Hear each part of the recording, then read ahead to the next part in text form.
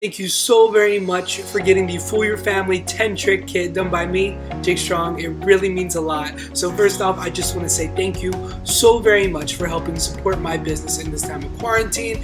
As you can probably assume, everything's been shut down, so it's been hard to do shows, but stuff like this has helped keep my business afloat. So first off, I just want to say thank you so very much. Now, I know you got this to learn tricks, so I'm going to put you right into it, but here's a little bit of a rundown of how it's going to work. So there are 10 tricks on this DVD, and I've actually ordered them. So the one in the beginning is the easiest to learn, and the one at the end is the hardest to learn. Now, I say hard, but really, if you put a little bit of time, effort, maybe in a couple days, you will have it mastered. It's really not that hard. But all of these tricks are tricks that I've done for real people in the real world. These are not just little tricks that I threw in just so that I could make a video. These are all real work tricks that I've done, and some of these I still do for people. And some of these were actually the tricks that got me started in magic. And what I actually did is in the description, I have every trick time coded. So you can skip around, you can go back, just to make it a little bit easier so that you can navigate this video a little bit easier. But I'm not gonna hold you up for too long. I'm just gonna get right into it. Here's the first trick.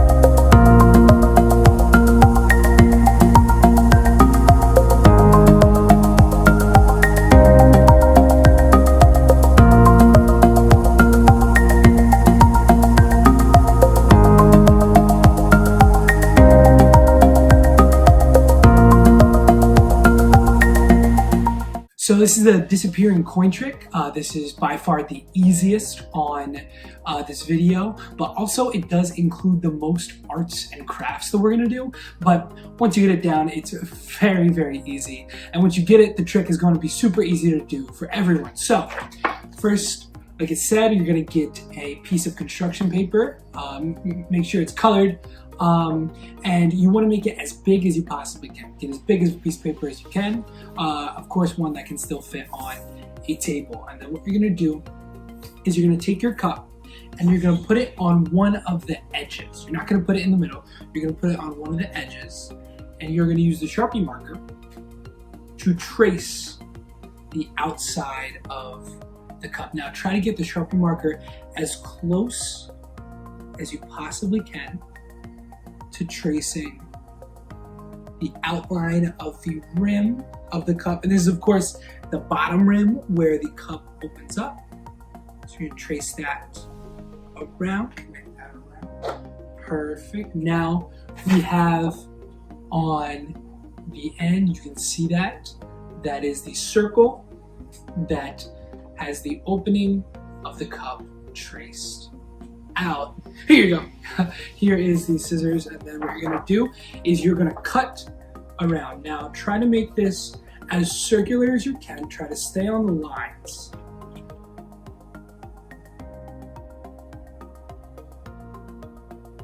All the way around. And here is our circle that we have made. Now you can see that is not perfect. That you still see a little bit of black on there, but that's all right because we're going to be gluing this circle onto the cup. Now, what you're gonna do is first, you're gonna put it on there and you're just gonna look real quick and you're gonna make sure that overall it lines up with the cup. Now, it can jut out a little bit, but make sure that overall it lines up with the cup because you're gonna be gluing it on and you're gonna want it to line up to the rim as much as you possibly can. Now, of course, we're gonna take the glue stick, and I found it to be better to put the glue on the circle.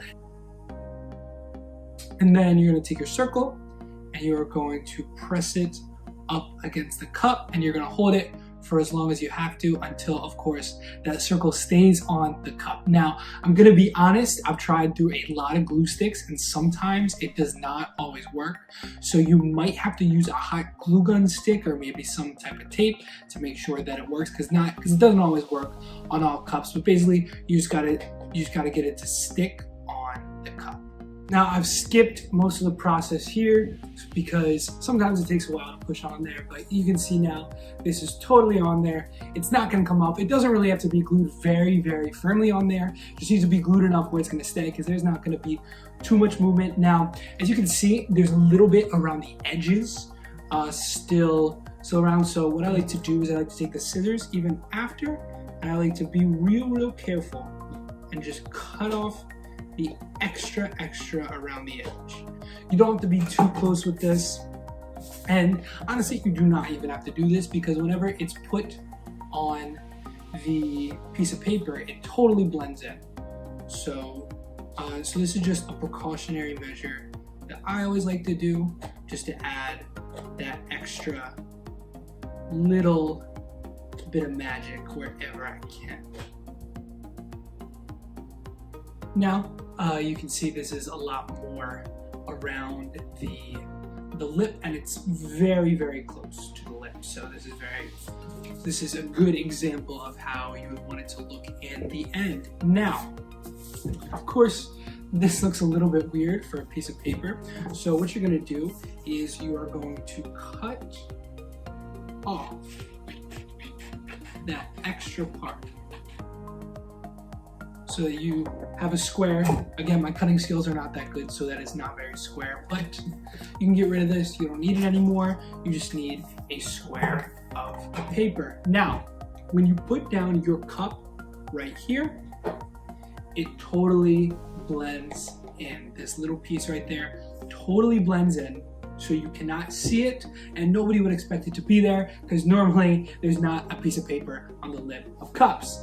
Now, you take a little coin, and you put it right there, right next to where the cup is, and once you get your napkin, you are ready to go. Now, of course, this napkin is quite large, and if I were to do this trick with the napkin this big, it would just seem like way too much cover for such a small trick. So what I like to do is I like to make it pretty much as small as it can possibly go while still being able to fully cover the cup. So that is all that I need. Now, of course, you show like normal. Everything else is not needed anymore, all your art supplies, because you're done.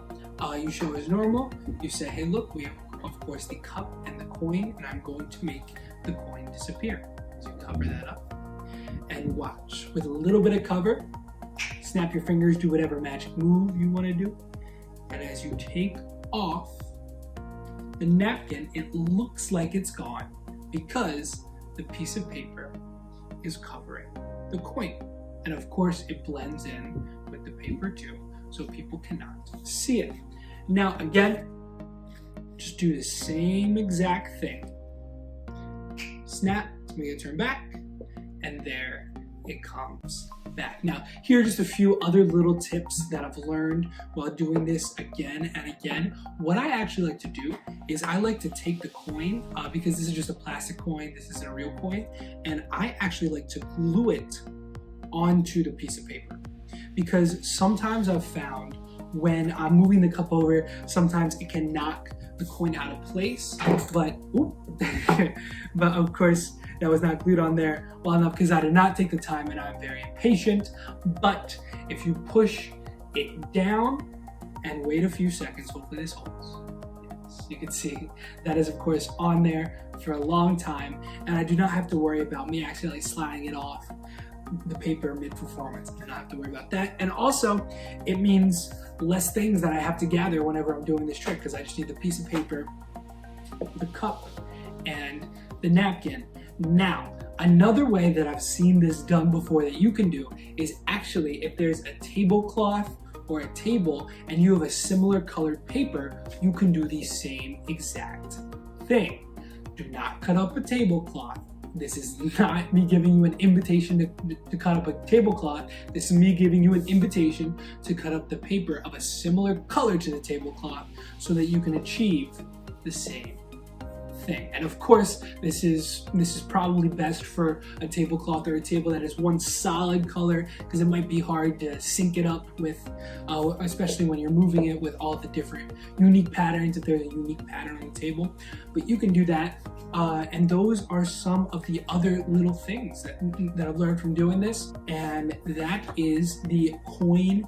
That's the disappearing coin, the cup. Have a lot of fun with this one. Like I said, it's by far the most arts and crafts you're ever gonna have to do with something on here. And yeah, just have a good time.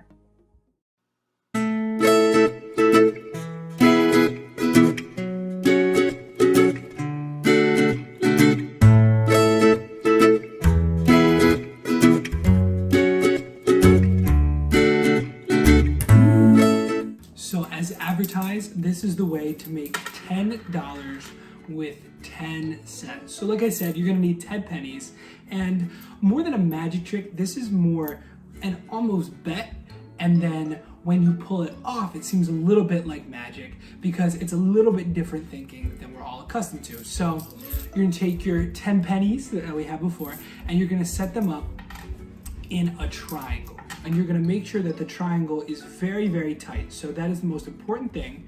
Do not leave any gaps in between the pennies. Make it a very, very tight triangle on a small surface. So you're gonna wanna have one of the points of the triangle facing away from you, almost like it's an arrow pointing to the person that you're doing this for as the person sits across from you. Perfect.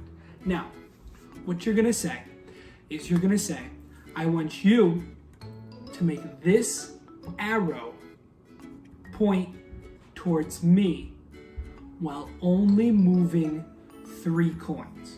And you're not allowed to use a coin and like push the others. You're not allowed to do that. You're only allowed to move 3 coins. Now, if you want to, you can pause it. You can try to figure this out, but it's very, very hard. It's honestly a pretty simple way that you do it. And when people see it, they feel like that they should have seen it the entire time. What you're gonna do is you are going to take the coins from all 3 points. Those are the 3 you're gonna move. You're gonna take this point, move it here. This point, move it here. And last but not least, take this point and move it over here. And effectively, you have the same arrow that is facing towards you. And that's basically the entirety of the trick. It's pretty ezy, and you can say, I bet you $10 that you can't do this, so that you can win $10 with just 10 cents. There's not a lot of thinking and not a lot of mind work, but I promise you, this is going to stump people. This is gonna have them thinking for a long, long time. You can choose to reveal it. You can choose to keep it to yourself. It's totally up to you. But I hope you guys have a lot of fun with this and have a lot of fun showing it to your family.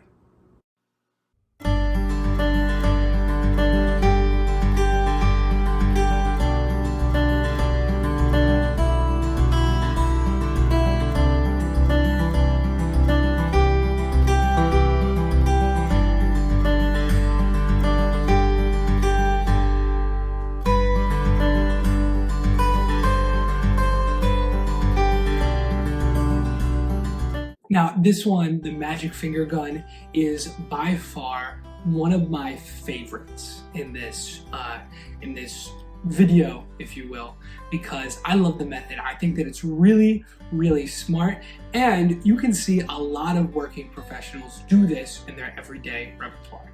So I hope you enjoy it as much as I do. Now, some people think that it's some secret string. There's no string. This is actually a little bit of physics that makes this work.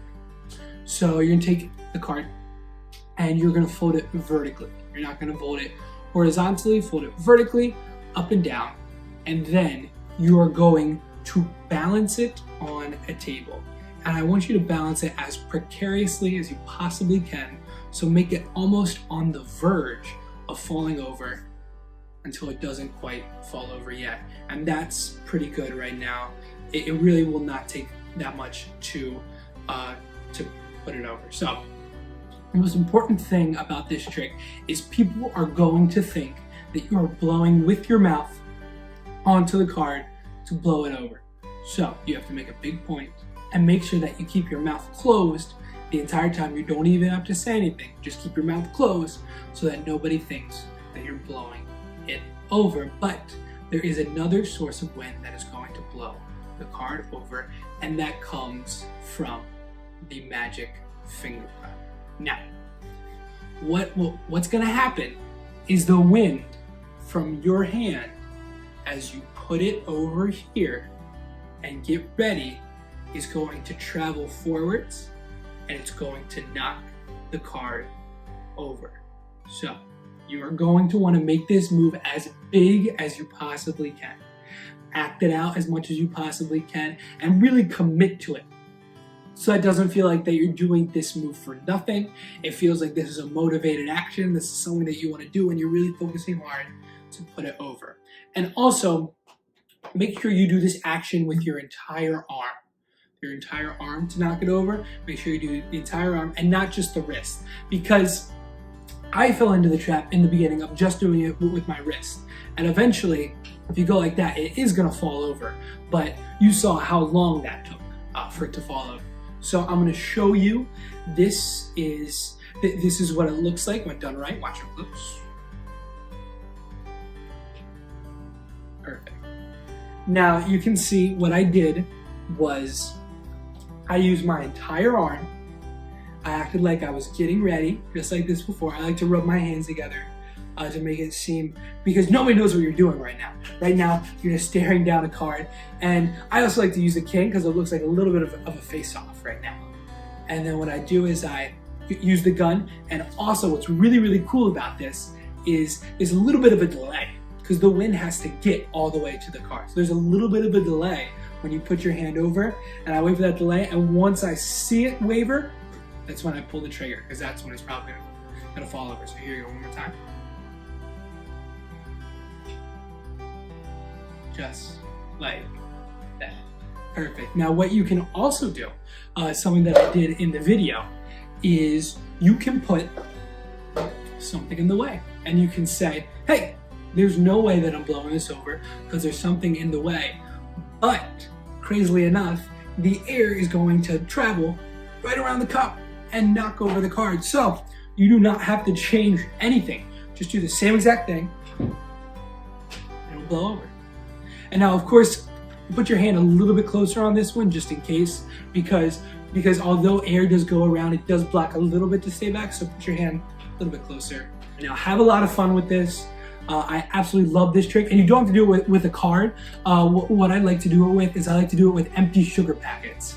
Whenever I'm out at dinner, stand them up just like this, have a lot of fun just shooting them down, have a competition with people, see how far away you can go while still being able to knock it over. So have a lot of fun with this. I hope you have a great time doing this because I absolutely love it.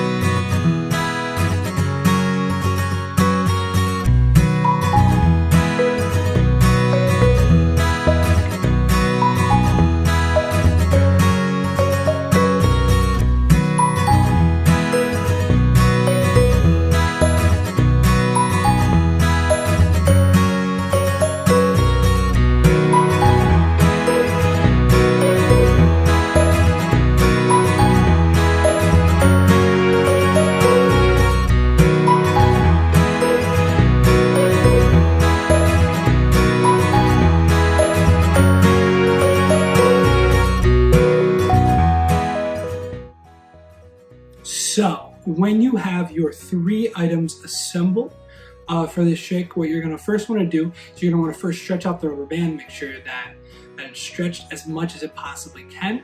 And you are going to use the scissors exactly how scissors should be used. It's really not going to take that long. You're just going to take your scissors and you're going to cut the rubber band. And you're done with the scissors. That is all that you need. So now we have 1 strand of rubber band, not a rubber band all the way around. So then what you're going to do is you're going to feed the rubber band through the ring right there.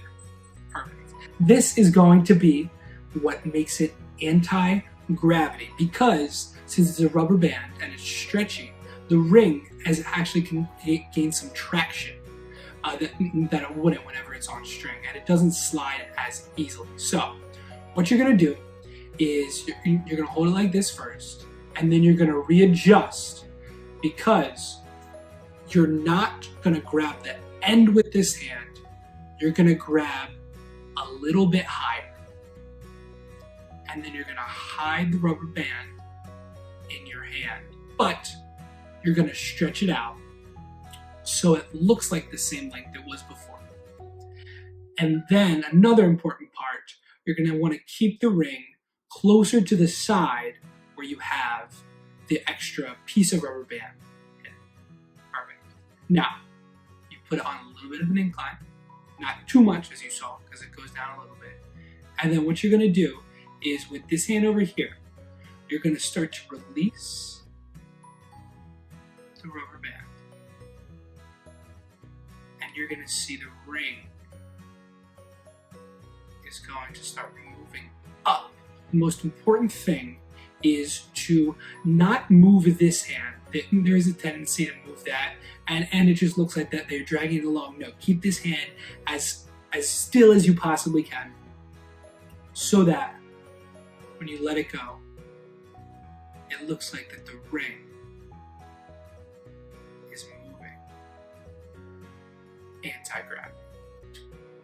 Now, figure out the right angle, figure out how much you have to take to make it look good. You just have to experiment a lot and see what works for you. But as usual, have a lot of fun with this one. This one's a cool one, and this one looks really, really cool, especially if you focus on making it look good.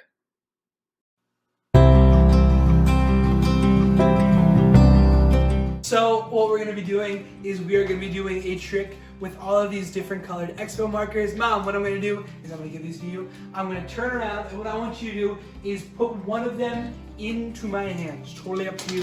You can choose anyone. Put one of them into my hands. I will close my eyes so I cannot even see the reflection in the window. Perfect. And most importantly, what I want you to do is hide all the other ones so that just when I turn around, I can't just do process of elimination and figure out which one it is. Are you all good? All good. Perfect. So I'm going to turn back around and open up my eyes. I'm going to try to guess what it is. So, and there's absolutely no way where I can tell what it is, but just by the feel, I would guess, was it the blue one? You did it! How did you know? That is the blue marker, and fake enthusiasm at its finest.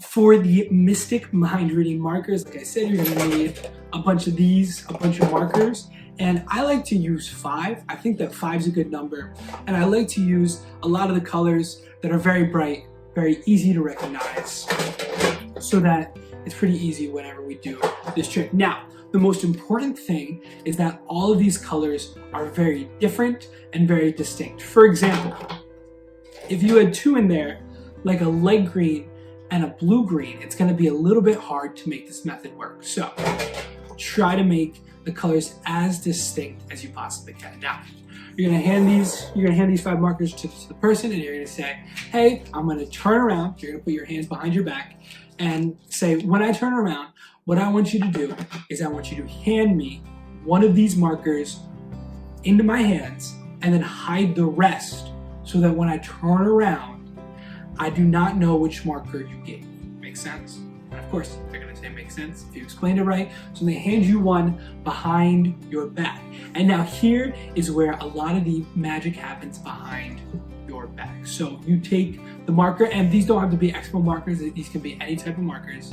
And what you're gonna do is when you turn back around and you're looking at them, and it seems like you're focusing in and trying to figure out what marker's in your hand, what you're gonna do is behind your back, you're gonna take the cap off, take the marker, and draw a little dot on the back of your hand. Now, make this dot as small as you possibly can. Do not make it big because you do not want to make it too obvious to other people. And then, of course, you're going to put the cap back on. That is all you have to do. So behind your back, make sure that you take the cap off, put the dot on, put it right back. Now, the most important thing and a problem that I've actually run into is some markers are a little bit loud to take the cap off. Like for example, you can kind of hear this. You can hear that when it comes off.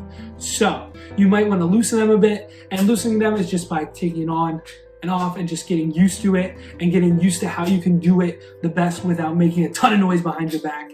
Because of course you can talk to cover some of it, but overall you want to make it as quiet as possible can. You can already see just by opening this a few times, I've already got it to quiet down. So just make sure that you understand how to open it the easiest and how to close it the easiest without making a lot of noise. Now, of course you're gonna do this thing. You're gonna take off the cap, draw it out, put it back on. And then what you're gonna say to them, you're gonna say, there is no possible way I could know what color you put into my hands. And it's kind of funny because as you say that, you know exactly what color they gave to you because you are looking in your peripheral vision at the dot right there. And of course I see this is pink here, so I see pink. And also another important tip is to keep your hand open like this. Don't keep it closed, don't do anything weird like that, because some people think that what you do is you secretly sneak the cap off, and then when you take it back around, you see the cap somehow. But that is not how this is done. So make that, and of course you don't have to say that, but you can make that obvious by just saying there's absolutely no way it could be in my hand, because you can show there's nothing in your hand. So they don't expect anything to be in their hand. They don't expect that to be the time that you figure out which marker it is. You put your hand back, act like you're feeling for a bit, wait a few seconds. It's important to wait a bit, because if you just said immediately, oh, it's pink, they would say, wait a minute, your hand was just out there. You might have had something on your hand that could tell people that it's pink. So just wait a bit, pretend like you're focusing, focus real hard, and of course you can say pink. But don't pull it out, do it while it's still behind your back. And then you can even keep on repeating this. If you want to have all different dots in your hand, just make them as small as you possibly can. Like from what I see on the screen right now, that's a little bit hard to see, and that's good. That is perfect because I can see that loud and clear. To me, that is pink, clear as day, but to a lot of other people, it's very hard to see. Have a lot of fun with this one. This one's really, really cool, and this one is really, really deceptive to someone, especially if you're not a magician and you just say you're gonna do this quick trick. They're gonna really, really like it. So have a lot of fun with this. And yeah, enjoy.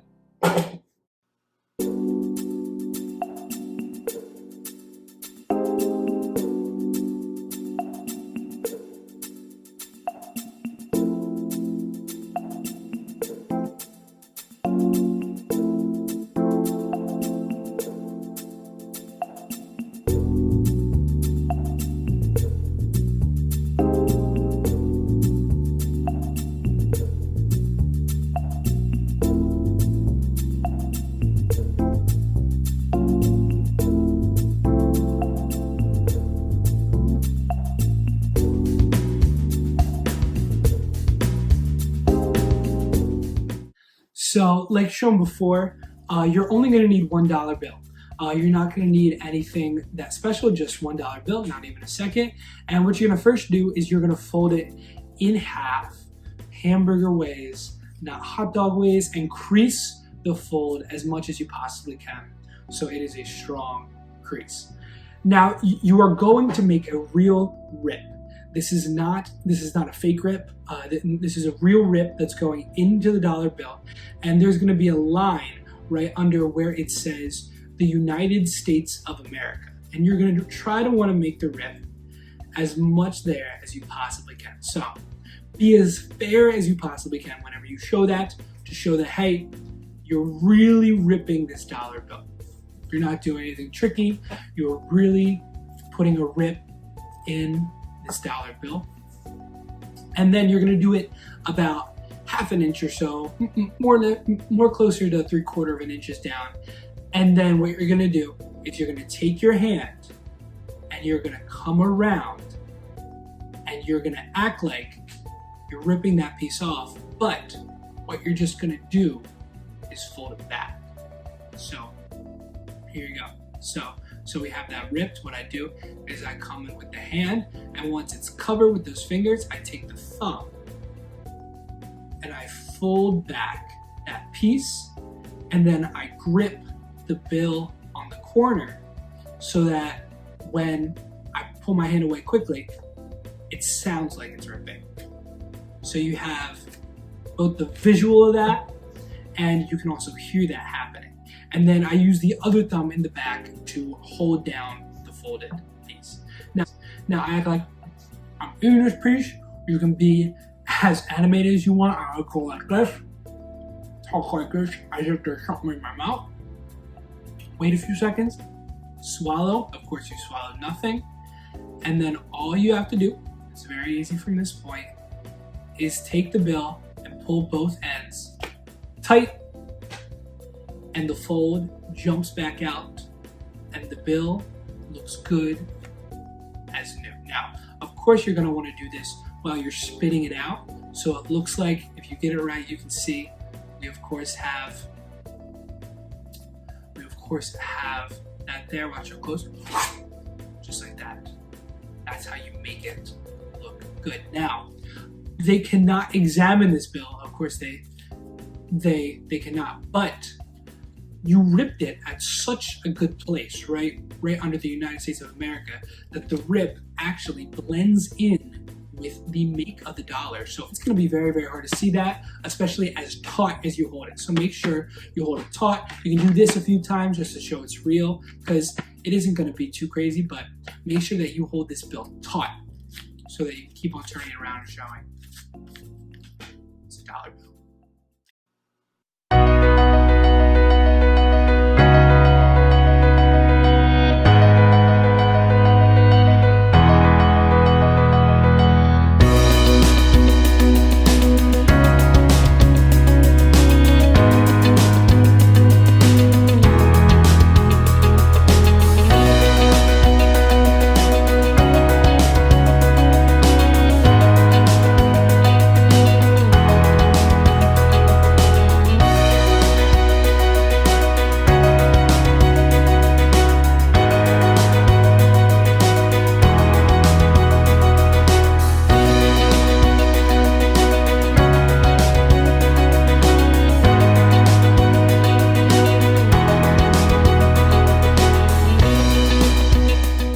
Like I said, you're gonna need 2 rubber bands, preferably different colored. I have one pink and one red here. So I'm gonna put the red one down for a second, and we're just gonna use the pink. Now, of course, I'm gonna give you a close-up on my hands. It's gonna be a little bit better, but I'm gonna explain to you how this works right here. So what you're gonna do is you're gonna take your dominant hand. That is my left for me, but I understand I am in the minority, and a lot of people are righty probably doing this. So I will do it with my right hand, just so that everyone, so that we can reach a wider group of people. But shout out to my lefties out there.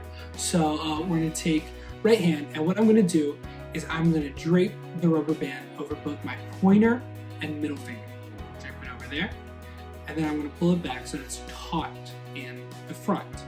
Now, I'm gonna make sure that I point out to everyone that the rubber band is around my pointer finger and my middle finger, because of course that is the most important thing with this trick, to make sure that that is there.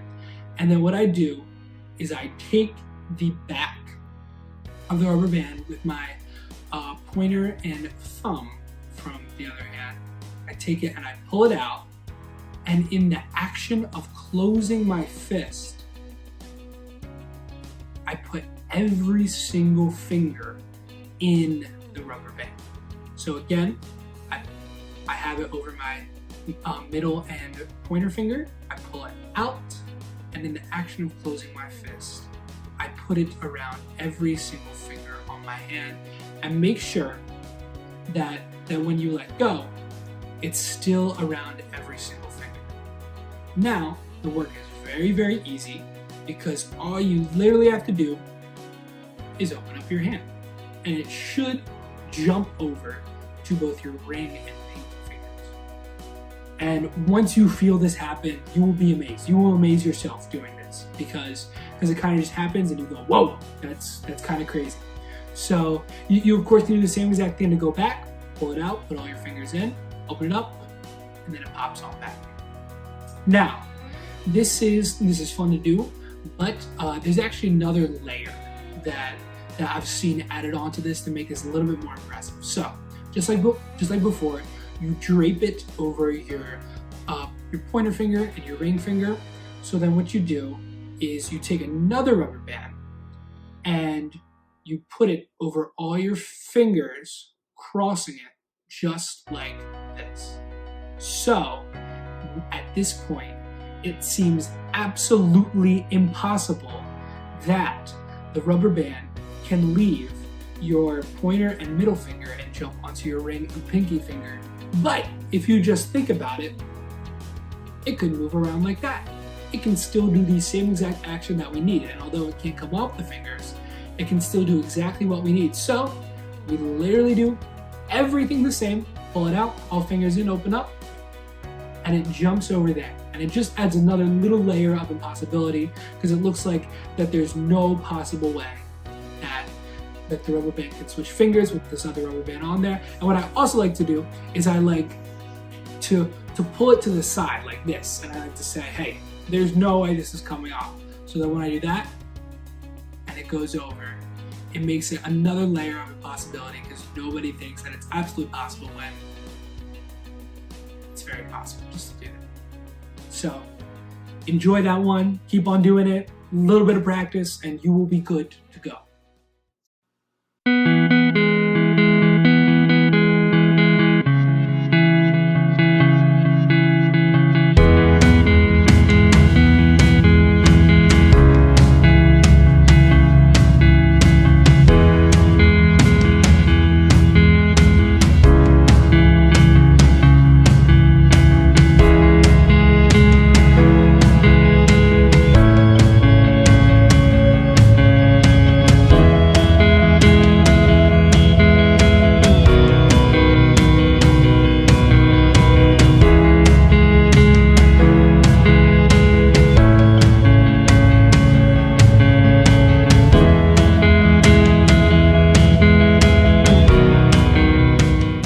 So this is the point where we're going to get into a little bit more of the harder tricks to learn. Now, again, like I said before, I put harder in quotations because these aren't really that hard in a magic technical sense. They just take a little bit more attention to detail and a little bit of practice to make them look good. So, this is the floating dollar, of course, and you take the dollar bill and you're going to do a hot dog long fold, and you're going to crease this fold as much as you possibly can. Make this fold really, really prominent so that later it's going to be very, very easy to do this trick. So like shown in the beginning, the quarter is going to be the secret piece that makes this trick work. So you're going to start off with the quarter in your left hand, and what I like to do is I like to put the bill on top of it and hold it like this and show that, yep, this is a normal bill. So I do that without saying it, that can show, hey, this is a normal bill. And then what you do is you take your other hand and you reach around back and you can put the quarter into that hand so that it seemingly looks like that you show both sides. Now another thing you can do is you can show both hands empty by pushing the quarter back and forth between your thumbs. Of course, this doesn't need to be done. That's just another little extra thing that you can add. Now, with the quarter on the bottom right corner, you're gonna fold the bill and you're gonna crease the fold that you had before. Now, if you keep the quarter right there in the bottom corner, and then what I like to do is I like to make a little bit of a table with both of my hands. And I make a table for the bill, and then I slowly lower this hand until it's off, just like that. I can wave up and down and show it, hey, there's nothing, no strings, nothing weird like that. And then I almost break the spell by putting my hand right back up underneath, flipping open the bill, and then doing the same exact move in reverse, just like that, as I pick up the quarter again in my left hand, and I can show both sides very, very clearly now. And I can even hand out the bill, because they can see this, there's nothing in it. The quarter is, of course, stuck in your hand right there. So just make sure that, of course, this is a crisp bill, because as you can see, this bill, after balancing for a long time, it did start to bend down a bit. So make sure that the bill is crisp, so that hopefully it'll stay flat the whole time and it won't do this bend down thing that a lot of bills that have been thoroughly used do. And yeah, like I said, this one's a little bit harder. Do a little bit of practice and it'll look good, I promise.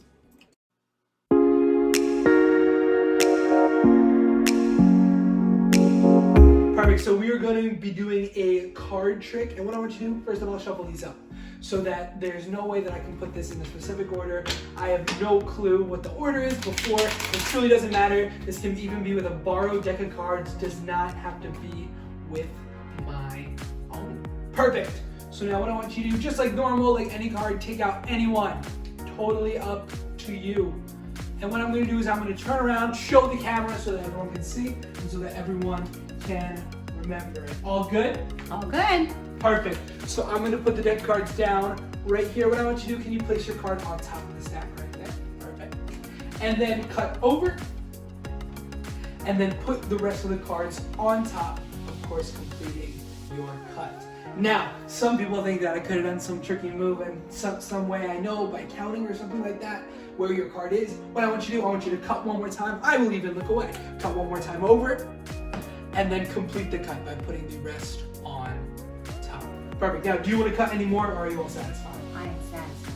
Perfect. So I'm going to try to guess what your card is. So we're going to get a close-up on me dealing out these cards. As I deal down, I'm going to try to get a sense which card is yours just by the feel, because the card that you pick should be a little bit warmer than the others. If we keep on going through, I'm gonna try to guess. Okay, so Mom, Yes. would you be impressed if the next card I turned over was your card? Would that be impressive? Impressive and shocking. Impressive and shocking. We're gonna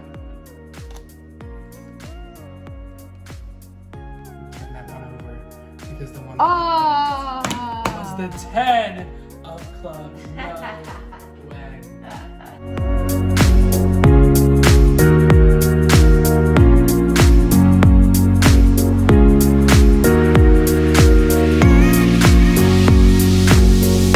Now we enter the classic find a card. This is one of the easiest ways to find a card from a shuffled deck. So you can use any deck of cards. It does not have to be full. This deck can even be borrowed. It really doesn't matter. And make sure that before they shuffle it up, so that they have absolutely no clue what the order of the cards are. They can shuffle it as long as they want. It does not matter what order these cards are in. Now, what you're gonna do is you are going to put the cards out. You're gonna say take any one as you look away. They take any one. For example, the person here has chosen the 2 of hearts. And while they're looking at it and showing it to everyone and your backs to everyone, you are going to peek the bottom card. Now the bottom card right now is the 6 of hearts. So what I do is I just peek it real quick, put it back down. So we do not know this is the 2 of hearts, but what we do know is that the 6 of hearts is right there. So we take the 2 of hearts back, put it on top, and now I like to put the deck of cards on the table because this shows I can't do anything. The cards are totally out of my hands. There's nothing in my hands and everything is out of my control. So what I say is cut the deck over and then put the rest of the cards on top. Now, although we do not know where the card is, now numerically in the deck, what we do know is that it is under the 6 of hearts.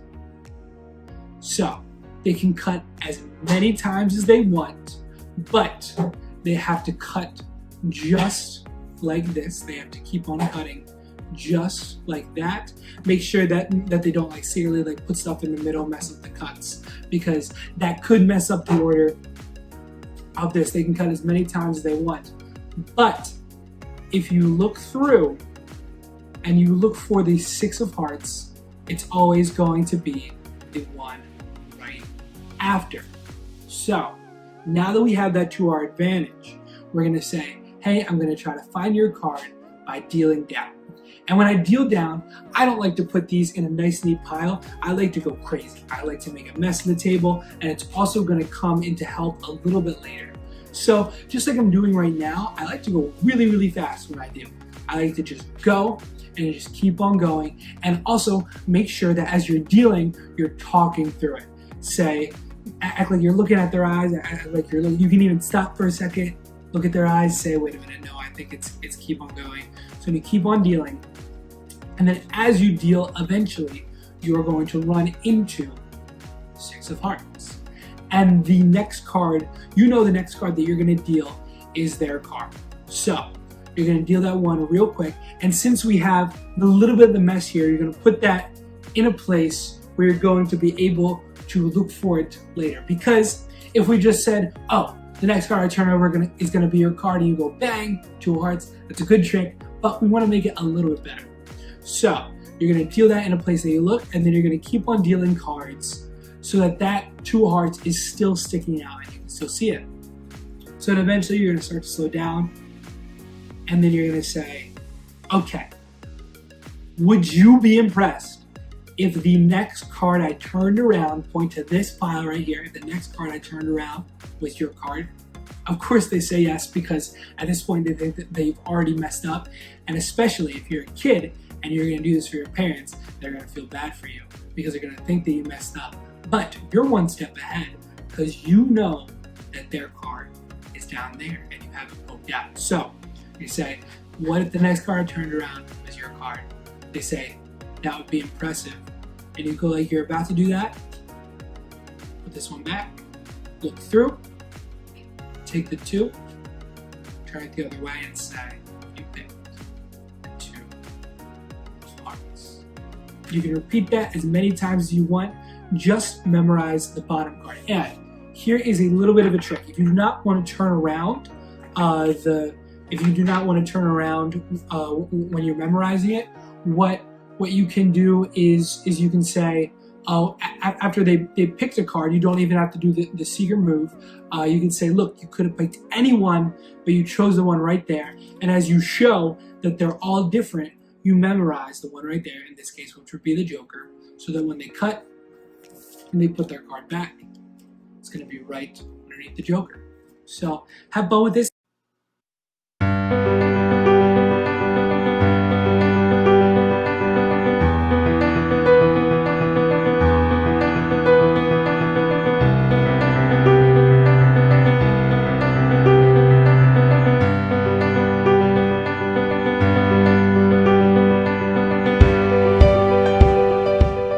Now we've come to the final trick on this video. This is the French drop.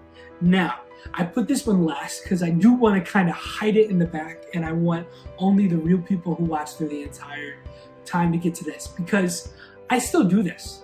I still do this for people. It definitely fools people when done right. So this is a really, really good this is a really, really good one to use. And I like to use a poker chip for this one because, of course, my hands are big and they can conceal the poker chip easily in my hand. So do whatever coin you can conceal easily in your hand with those fingers. If your hands are smaller, you can use a quarter, but I like to use a poker chip. Like I said, I'm lefty, but I'm going to teach it to you righty so that the majority out there can get a little bit of a better experience. So what you're going to do is you're going to take the coin and you're going to come in with your middle finger and thumb, and you're going to show it to them just like that. You're going to say, hey, this is poker coin, the poker chip, say whatever you want to. And then you're going to flip your hand over like this, and you're going to hold it with these 4 on the bottom and your thumb on top. Now, here is the secret move done quickly. That's what it looks like. That's what you're going to do. So that, of course, is not going to be done in plain view to make it disappear. So it would not be good. But we're going to cover that with the action of this hand coming over to take it. So I'm, of course, going to show you this from a back angle so you do not have to see it from this angle, because that would be a little bit complicated. But what you're going to do is you're going to take your hand, you're going to make sure that your fingers are closed, make sure that there are no windows in between your fingers so that people can see in between. And what you're going to do is you're going to come in on the hand holding the coin, and you're going to act like you're taking it with this thumb, but you're going to drop it real quick. Act like you're taking it with this thumb, and then point with the hand with the actual coin in it as if it's over there. So again, real slow. You come in with the thumb in the back, drop, act like you're taking the coin, and then point with the hand with the actual coin, acting like it's in there. And then what you're going to want to do is drop your hand by your side so that it's totally out of the picture. Now you can do whatever you want. Now you can blow, make it disappear. I make that noise out of total muscle memory. That's how I learned, just making it disappear. Or I've also seen people who act like they're in a coin and then make them come back by going just like that. Now, obviously there are a lot of things that you can do. Like I just showed you, you can pretend like you're eating it, pretend like it disappears, make it come back. But the most important thing is the fluidity of the motion. You do this. You don't want to make it thumb in, drop, bang, disappear. You're going to want to make it as smooth as possible. So it just looks like that you're taking the coin and then it disappears. So like I said, just like you're taking it and it disappears. And also, I want you to, first off, when you're practicing this, actually take the coin and just feel how that feels. Feel how that feels to actually take the coin into your hand so that when you do the move, it looks as much as it can. Because you're going to want to replicate this action so that as many times as you do it, people will never know if you're actually taking the coin or you did not. And like I said, I put this one at the end to kind of hide it from people. And also, this takes a bit of work. This does take a bit of work to make it fluid. You can get the movements down, but it kind of looks a little bit jerky the first times that you do it. So keep on doing this. Make sure you get it to disappear the best you can, and try to make all these actions fluid so that it kind of works well together. And this will be a wonderful trick that you can show your family and you can fool them. And before you go, if you made it this long, all I want to say is thank you so very much for getting this video. This video has truly been a labor of love on my part for everyone, and I hope that you spread the magic and you do these for your family, because your family will love them when you do them right. Just keep on working, and if you have videos that you're doing them, please send them to me. I would love to see that. Thank you so much for supporting me. It truly means the world, and have a wonderful rest of your guys' quarantine. I'll see you guys.